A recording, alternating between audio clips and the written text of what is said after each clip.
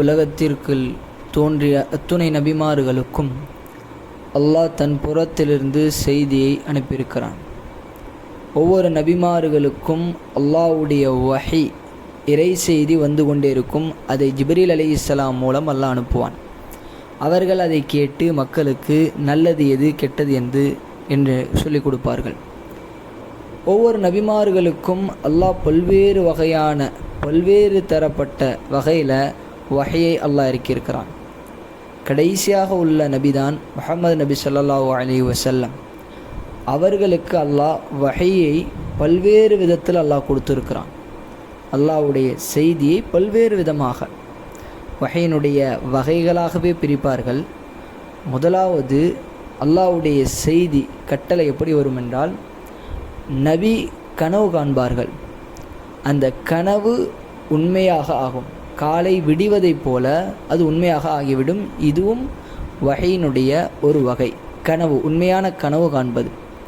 இரண்டாவது என்ன, மலக்கு நபியினுடைய உள்ளத்தில் செய்தியை போடுவார். நபியுடைய உள்ளத்தில் செய்து போட்டு நபி ஸல்லல்லாஹு அலைஹி வஸல்லம் அவர்கள் அதை மனனம் செய்து கொள்வார்கள். ஒரு ஹதீஸில் கூட வரும், எனக்கு உள்ளத்தில் போடப்பட்டது செய்தி என்னது, எந்த ஒரு ஆத்மாவும் அதனுடைய ரிஸ்க்கு பூர்த்தியாகாத வரை மரணம் அடையாது.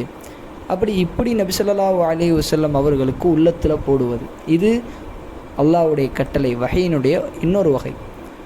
மூன்றாவது, மலக்குமார்களே ஜிப்ரீல் அலைஹிஸ்ஸலாமே மனித தோற்றத்தில் செய்தியை சொல்வார்கள். மனித தோற்றத்தில் வருவார்கள். இது ஒரு ஹதீஸின் வாயிலாக பூர்த்தி செய்யப்படுது, ஆதாரமாக நிரூபிக்கப்படுது. நான்காவது, மணி ஓசை போல கடுமையான சப்தத்தோடு வருவார்கள். கடுமையான சப்தத்தோடு இறை செய்தி வரும், வஹை வரும். இது நபிக்கு ரொம்ப கடினமான, உள்ளதிலேயே மிக சிரமமான ஒன்று. ஒட்டகத்தில் நபி அமர்ந்திருந்து வஹை இறங்கினால் அந்த ஒட்டகமே அமர்ந்துவிடும் என்று சொல்வார்கள். ஐந்தாவது என்ன, மலக்கு அசல் தோற்றத்தில், அவர் படைக்கப்பட்ட தோற்றத்தில் நபியை சந்தித்து இறை கட்டளையை சொல்வது. இது நபியுடைய வாழ்க்கையில் 2 முறை ஜிப்ரீல் அலைஹிஸ்ஸலாமை 2 முறை அசல் தோற்றத்தில் பார்த்துருக்காங்க.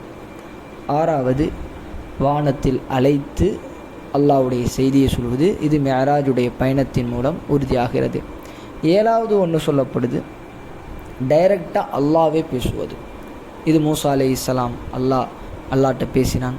முஹம்மது ஸல்லல்லாஹு அலைஹி வஸல்லம் அல்லாஹ்விடம் பேசினார். இப்படி அல்லாஹ் தன்னுடைய கட்டளையை சொல்வதற்கு பல்வேறு வகையிலையும் அல்லாஹ் இதை பயன்படுத்துகிறான்.